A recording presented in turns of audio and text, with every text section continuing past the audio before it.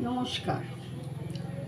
আমার নিজের ভাবনা আমি সবসময় তোমাদের মাঝে তুলে ধরি। আমি জানি না তোমাদের ভালো লাগে কি লাগে না, আশা করি ভালো লাগে।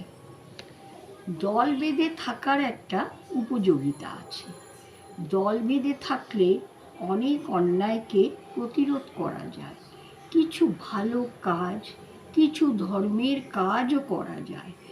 নানা আলোচনার মাধ্যমে সমাজ সেবামূলক কিছু কাজ করা যায় এবং একসঙ্গে থাকলে গল্প, হাসি, ঠাট্টাতে নিজেদের মনটাকে ভুলিয়ে রাখা যায়। তাই এসো আমরা সবাই একসঙ্গে থাকি, একসঙ্গে হাসি ঠাট্টা আনন্দের মধ্যে দিয়ে নিজেদের দিনগুলোকে কাটিয়ে ফেলি।